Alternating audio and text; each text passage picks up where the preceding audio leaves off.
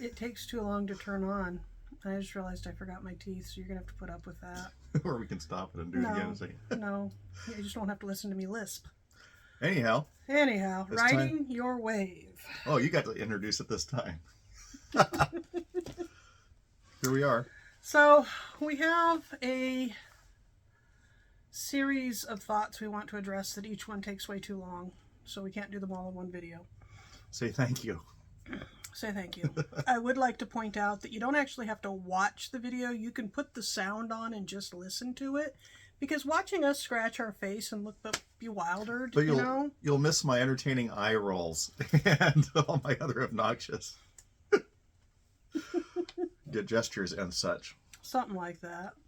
Okay, so the first topic is going to be not on IQ per se, but on IQ.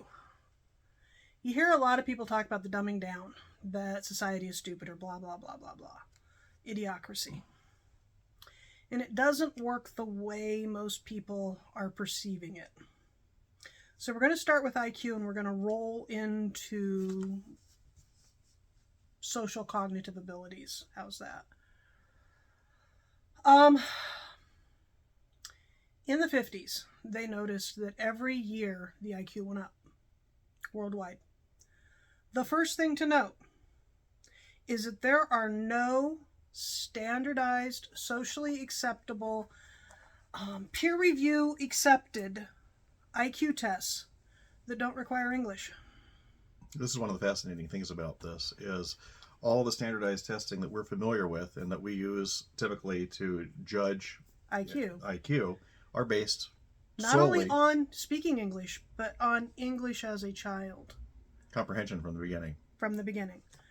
There is some German tests that use German. They're very specific to German, and their results do not jibe with the rest of the world's. China has testing. Mm-hmm. China's testing weighs heavily to mechanical abilities and mechanical memorization and not to speculative intelligence. Which is very similar to the Armed Forces Vocational Aptitude Battery. Okay, the ASVAB. I am of the opinion that the ASVAB is the single best test. If you want to know how smart you are, take the ASVAB. Take the full ASVAB, not a partial ASVAB. The full ASVAB, 6 fucking hours. Okay? The first time I took the ASVAB, mind you, I never went to U.S. high school. Freshman year, that was it. Family moved around too much. People were flakes. Not going to go into the details. When I took the ASVAB, I got 96, 97, 98, 86, and 65. I passed. Not a problem. We'll let you guess what each of those components are. 65 was U.S. history, or world history. Didn't know a damn thing about it for the most part. I guessed on all the answers. The 86 was English comprehension, English language, that stuff. The higher scores were math and spatial relations and tracing the little gear patterns and memorizing this pattern and translating it into that pattern and that stuff. Okay, I've had the Stanford-Binet test. I tested genius on Stanford-Binet. I've had the Wechsler test. I tested almost genius on the Wechsler test. This one here, test genius on everything. We don't talk about it. Test genius on everything. Because I'm a subpar performer, so we don't talk about that. So am I. Okay. Now, your first thing you need to understand on this is if somebody's only brag is their IQ, they got something wrong. Okay? Don't trust people who just brag about their IQ. Anybody that gives you a number, basically that's somebody I sort of push off to the side. For a psychiatrist or a psychologist to peg your IQ, if they want to figure out how intelligent you are, you have to take 5 of the different standardized tests so that they can average you. Okay? 5. So if you've only had one test, you don't know how intelligent you are. You just know how intelligent you were that day. Taking that particular test at that time in your life because under that stress load. Because that test flattered you, whereas another test would totally sink you. Which is why I like the ASVAB test, because the ASVAB test is done by the military and it's designed to go across culture with the history and the English being slightly weighted to the middle class white. But generally it's an all-encompassing test, which covers actual cognitive abilities. And there was a counterbalance test that was made in the 70s because black kids were testing really, really low. So they did things like name 5 types of blue, and white kids write in cerulean and seafoam and colors, and black kids start writing in music. Mm-hmm. Okay. Blues. Absolutely valid. Absolutely valid. The point of the was it Dove counterbalance? I believe it was. The point of the counterbalance test was to show that a white middle-class kid would come in borderline retarded, but a ghetto kid would come in genius. That's called slanting your tests. That's where Marilyn Vos Savant invented a test to prove that she was the smartest person in the world. Because she wrote the test. These are certain ways you can go about enhancing your status in society. No, but Yeah. It takes money. Her husband invented the artificial heart. He gets more points from me. Proof. What can you point to show your IQ? What can you point to show you're using your IQ? Anyway, going back. Don't look at us. We can't prove anything.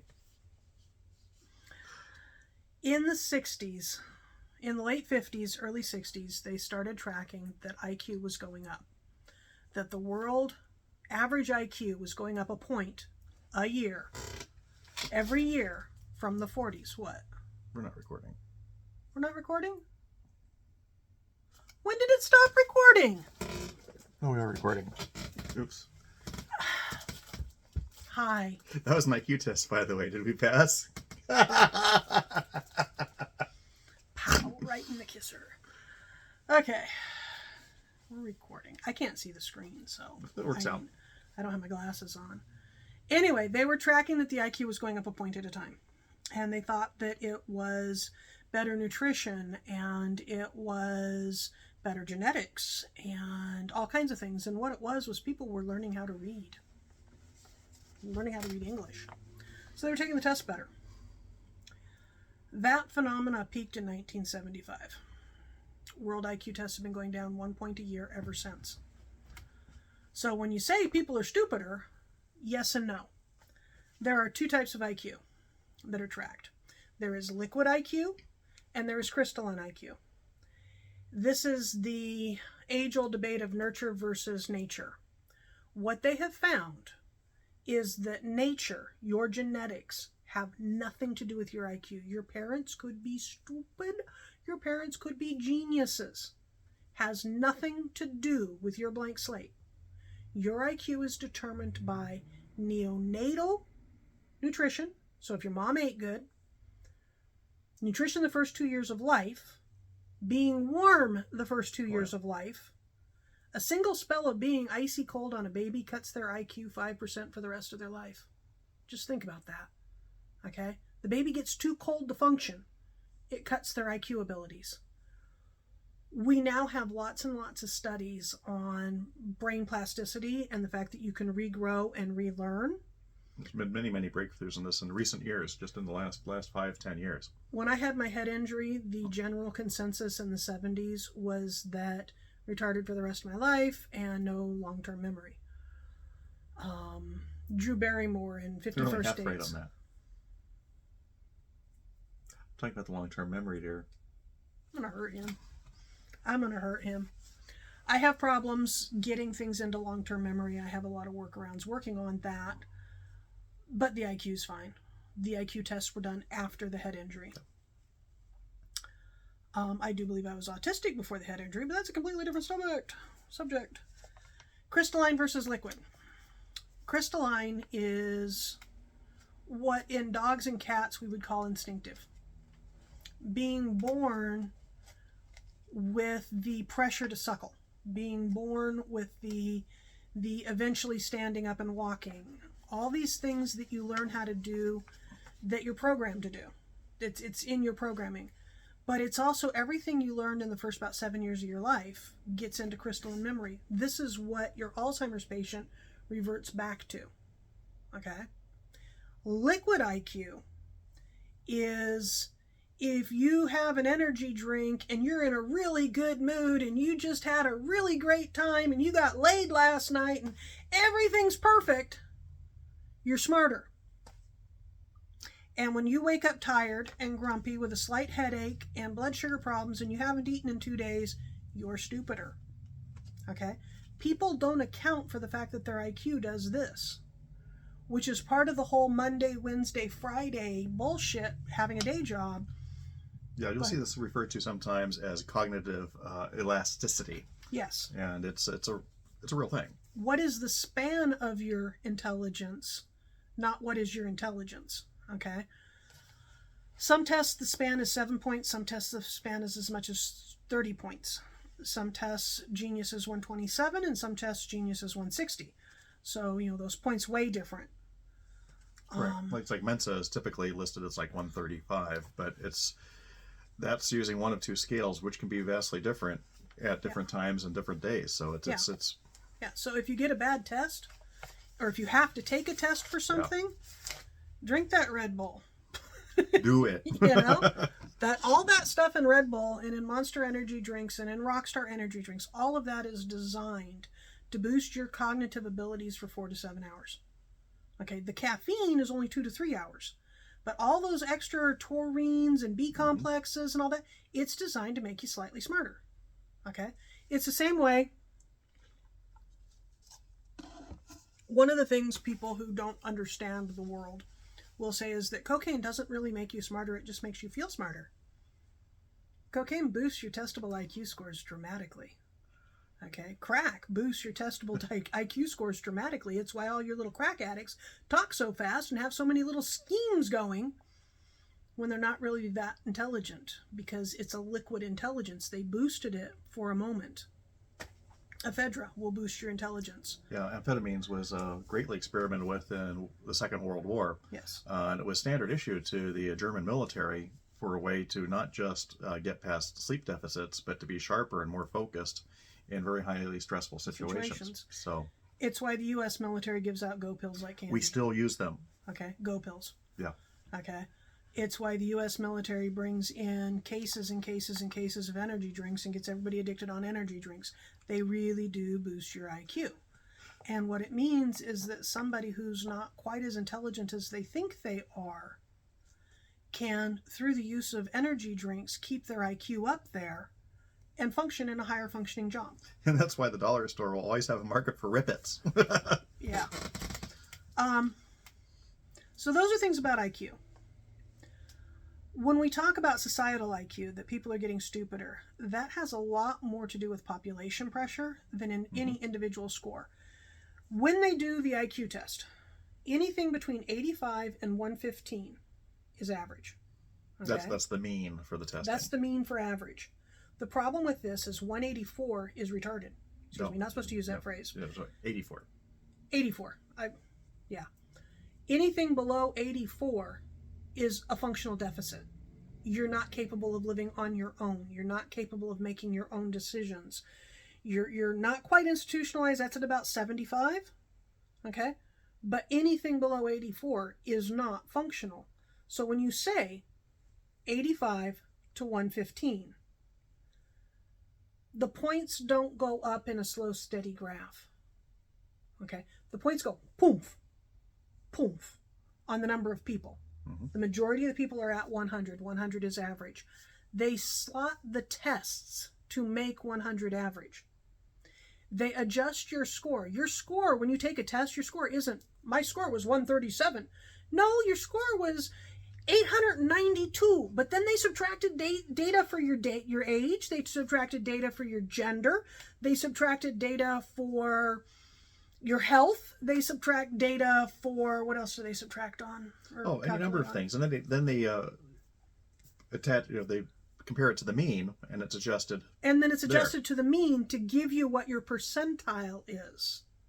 Of all the humans, you're at this percentile.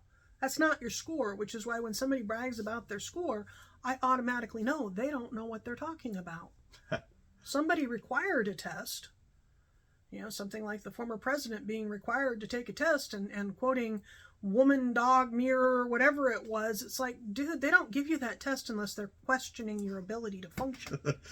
You're not given that test unless there's a medical reason. And to brag about your score is ridiculous because anybody can take that test. Anybody with an IQ over 85 can take that test and pass it. That particular test he was talking about. So to brag about it, it's like, dude, you're really not understanding what they did. Okay? And the fact that you passed it is that's okay. Good. That's good. We like that. We like the fact that you passed it. But, dude, your IQ is about 92. Excuse me. We won't say who this is, of course. No names. Oh, we've already said who it is. No, we don't. We're not saying that. Yeah. Anyway. Talk for a while. Talk for a while. Well, the neat thing with the testing is when they were developing the mean idea, that goes back to a seminal work called The Bell Curve. And remember the author for that? I have to caveat on this. The Bell Curve is not appreciated in some circles of the world. It is a banned book. It is a highly, highly, highly hated book by some people. The premise of the Bell Curve, one of the premises of the Bell Curve is that different racial phenotypes, haplotypes, have different skill sets, and that we should divide by race. That's where the book becomes discredited in the current era. Yeah, okay. That said, I do have a copy of it here somewhere. I studied it in college before it was determined to be not appropriate. But the concepts behind it about... Okay, the science behind even the racial bullshit is sound. The science behind breeding of humans, the eugenics of it, is mathematically, medically, scientifically sound. That doesn't make it ethical. Yeah, not ethical, and definitely not appropriate. And highly questionable. Highly questionable at the very least. The first half of the book is full of some really sound information that was acquired through unethical manners. Mm-hmm. We'll just put it that way. What were you going to say about it? Well, I was going to say that it's here somewhere. But the point of it is the methodology used in this is also applied to intelligence testing in the current method. And that's how the mean is determined. That's how something can adjust as society adjusts. So a number assigned to you on a test battery is not a firm and fixed number. Okay, what I'm seeing is that the camera wiggling is in direct proportion to you moving your hands, but not me. It was doing it. Okay, anyway. So one of the reasons maybe that'd be our freeze frame. Let's do this again so you get a freeze frame ready? out of this. Okay. It picks random places to do the freeze frame, so we're trying for funny ones. The problem with IQ tests and why IQ tests dropped back and standardized testing came forward in schools is because there's too much unethical, racist bullshit involved with IQ tests. Going back to that whole, they're all in English, and they all assume an English-speaking childhood. And you can't get a high enough score if you didn't grow up in white middle-class suburbia. And that's an issue with IQ tests in their own. Yeah, that's really an issue why. So going back to societal IQs and the idiocracy effect, the more people you have, the more stupid people you have. That's just a population basis. So when you have that 84 to 115, 115 is button right up there against genius, but it's not there yet. Okay? But you're still within the average. You're average smart. The perfect IQ, according to the early scientists, is 110 to 115. To be average smart is the perfect place to be. And most people think that's where they're at. But they don't understand that 90% are at that 100. They can still be well within the average and below that. Okay. Only 2% are after 115 and only 2% are after 84, which isn't actually true because we don't count anybody who's in a vegetative state. We don't count anybody who's non-responsive. Because for practical means, it's impossible to test. Yeah, they're impossible to test. But there's, by some estimates, as much as 20% of the population of the planet is on the bottom low, not being tested. Okay? It's the same when they talk about, there's a Republican talking point that says only 25% of Social Security numbers are being used to earn an income. You know every baby out there has a Social Security number too, right? You know every great-grandma out there has a Social Security number, right? So yeah, there's a huge number of people who have Social Security numbers who aren't working. Do you consider them deadbeats? Is the 7-year-old a deadbeat? Is the 12-year-old a welfare queen?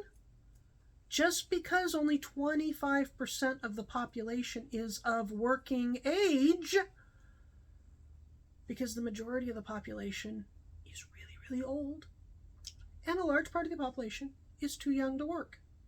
They're outside the parameters. They're outside the parameters of the working age for Social Security. So only 25% of the population is supporting Social Security and small children and stay-at-home moms and the disabled. Okay? But the percentage that are disabled or stay-at-home mom or welfare or whatever is so small, it's not even worth tracking unless you want a talking point.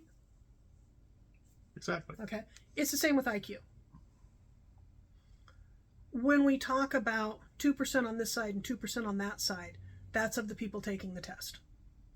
You got to be smart enough to take the test. And there's as much as 20% over here that can't take the test. And if you look at worldwide population, there are so many people that are not being tested. And even if they were tested, it wouldn't apply under the common systems are used now, which are all English language based. So and Western culture based. Take a master craftsman. The guy in China that has the videos, Grandpa Amu, whatever his name is, that builds a bridge and a bench and a fire truck out of wood with a single chisel. Master craftsman. He knows exactly how to carve this shit before he puts it together for complex wooden gears to work. But he's got an IQ that's down here. Okay? Because IQ isn't the only part of the equation. Because the guy you know who runs a tow truck, who knows everything there is to know about Chevys, everything there is to know about Chevys. You got a Chevy problem? He is your man. Well, I can take the tow truck thing even further. Go ahead. If you look at a professional vehicle recovery agency, a tow truck operator, and you see some of the things that they have to deal with they have to look at a scene, like if there's an incline of a vehicle down there, they have to comprehend in their head how they're going to rig up a block and tackle and snatch system to get that vehicle out safely and where it needs to be. And this is a lot of mathematics that are done inside the head without anything going on paper. And it's not done consciously. It is all automatic. It's crystalline. Okay? It's the brain just three-dimensionalizing it. But if he takes an IQ test, he's over here. He's 105. You may not have the education to score higher on the cultural aspects. Yeah. Okay. But as far as practical skills, and he might at the top. Yeah, and he might not have the liquid IQ capable of being socially flexible or reading a book.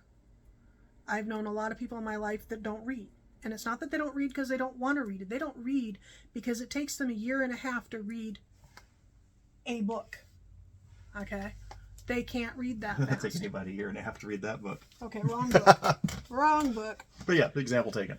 And I'll explain to every single person I meet that says that. It's something you have to practice. And if you're not practicing reading, you can't read fast. So read. Some people do, some people don't.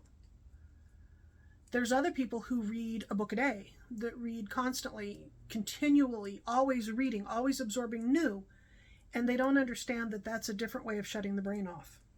And, well, maybe they do understand. But if you read too much, in psychiatry, there's a thing about reading addiction, that if you read too much, it's a form of disassociation, and it cuts your IQ, your functional IQ. Now, theoretically, you might be gaining abilities from what you're reading. Yeah, if you're choosy about what you read. But on the other hand, the disassociation factor takes you away from basically a societal ability to be flexible and cognitive ability. So what we're seeing with the idiocracy effect isn't individual IQs. It's that 80 to 90% of people are in that middle zone, and half of them are below average. And if you can string 2 sentences together, read a book, and follow directions, you're over here. Okay? That's just the example. if you can carry on an intelligent conversation on a subject you know nothing about, okay, if you can imagine, if you can conceptualize other points of view, if you can follow directions, if somebody can hand you a direction sheet and say, here, do this.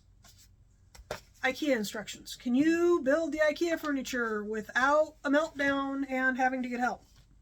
IKEA instructions are very much like parts of an ASVAB test. Yes. IKEA instructions are very much like parts of an ASVAB test. If you can do that, you have an inherent IQ that is above average. Over 60% of the people on the planet are stupider than you. Okay? So when you realize that the majority of people out there driving a car, going to work, living in a house that's better than you, aren't as smart as you, it gets frustrating. That's where we start to understand that IQ isn't everything. Yeah, IQ is nothing. It has nothing to do with the actual ability to be a functioning member of society and be successful. We had gotten to a point in life where we were begrudging that we didn't have a house years and years and years ago. And I was watching the woman, the receptionist at the dentist's office, who I knew for a fact worked a 20-hour week, drove a better car than us, even though we were both working full-time at the time at good jobs, at good corporate jobs. She drove a better car than us. And she was talking to one of the other women in the office about their house that they just bought. Mm-hmm. And I went and I talked to an acquaintance friend, and I was like, how does that work? How? How does her and her husband both have better cars than us, and they bought a house? How do they have the money? He goes, they don't. Then how do they do it? He goes, they're too stupid to read their contracts. And I'm like, what? He goes, no, I've got plenty of guys I work with that they'll sign a car contract and they'll be like, it's only $200 a month. And I look at their paperwork and I was like, dude, you're going to spend $60,000 on this by the time you're done. They're like, yeah, but it's only $200 a month. For your $15,000 car. For your $15,000 car that's going to cost $60,000. It's Fingerhut. Anybody here remember Fingerhut? Fingerhut's a catalog that everything looks to be a good price. Okay, I don't have the $195 necessary to buy a new stand mixer. So I'll go on Fingerhut and I'll buy the stand mixer for $149. And there it is. And it's only $20 a month. It's a top-end machine. It's a top-end, high-quality machine for $20 a month. And it's going to be $450 by the time I'm done paying for it. Yep. He explained that all these people that I was seeing weren't smart enough to understand that they were getting a bad financial deal. And I had the realization, no.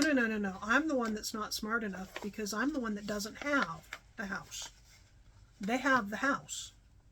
It doesn't matter how much it costs them in the long run. They have the house. They have it. And he's like, oh. I'm like, yeah. So you can look at it this way. In this case, knowing the impacts of an interest rate over the period of a loan could actually keep you from having something if you're aware of that. Yeah. So you also need a balance. My grandmother used to say I was too smart to ever be happy. This is a real thing. Okay. There are words in Russian for this, I'm sure. I am sure there are books in Russian about this. This is an entire Slavic thing. Too smart to ever be happy. Too smart to commit. Too smart to. And that's where we as a culture have an aversion to people who present themselves as smart, because they come across as condescending, they come across as judgmental, they come across as snide. It's every person I've ever met who's part of Mensa, and it's every person I've ever met who leads forward with, I'm an atheist, because I evaluated it and I'm smarter than that. Mm-hmm. Mm-hmm. Yeah, we could go on a long story on that. But that's pretty much... So I'm going to touch the points that we're supposed to be touching and see where we went. Okay. Intelligence, IQ, what it is, cultural IQ. Third cultural perspective, they're eliminated. We covered that, yeah. They're eliminated. Third culture is just not a part of the system. Yeah. Paradigm, the perfect model. The perfect model, according to IQ tests, is white suburbia. The paradigm either or. You're either part of white suburbia or you're not in the testing. And if you get testing and you don't do good, look at that. Question that. Don't do well, dear. I speak my language. Don't do well. Moving in. Don't Don't decide you're of such an IQ and move in, because IQ is liquid. Okay? You have crystalline IQ, but you have control of liquid IQ. And liquid IQ is you can go to your GNC or your vitamin stores and ask for things that boost cognitive ability and ask for things that boost, I'm brain fading. Help with brain fog. Yeah, exactly. Brain fog is an example of liquid IQ, because brain fog is when it goes down. It's when Okay. you You lose some certain threads. nutrients that are necessary for this type of function. Okay, or oxygen. Or oxygen. Oxygen is pretty important too. Letting go is part of that as well, because you need to focus more on what you do than on what you can present. I'm really good at a lot of crafts, at a lot of homemaking stuff. I can't teach it. I'm not that good at teaching it, but I can do it. And if you follow along with me, you will learn how to do it. Oh yeah. But don't expect me to teach it. So don't peg yourself to your personality should not be contingent upon your IQ, because then you're just a smug asshole. We don't want that. That's Decolonizing, like going plastic free and zero waste. I think that's covered in that as well. we pretty much covered all that. Okay. You cannot lead with your IQ. You cannot lead with what you perceive to be your strengths without coming across bad. But also understand that the majority of the people out there are not nearly as smart as you are, just because you're here right now. Okay? See, this is where we're smug and condescending. You're watching our video in our living room, therefore you're smarter than everybody else. I've always had a thing where one of my favorite phrases is, life's an IQ test. Did you pass? This is when acquaintance of mine had a flat tire on an off ramp, on an outside turn of an off ramp. Okay, this is not a place you want to be under a car, period. And the idiot starts changing his tire, and I'm like, I have AAA on my driver's license. Let me call AAA. They'll tow your car to the next parking spot. It doesn't cost a dime, and you'll be safe. Oh no, blah blah blah blah blah.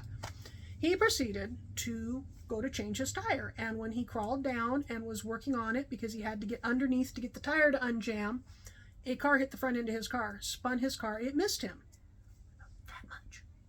Spun his car.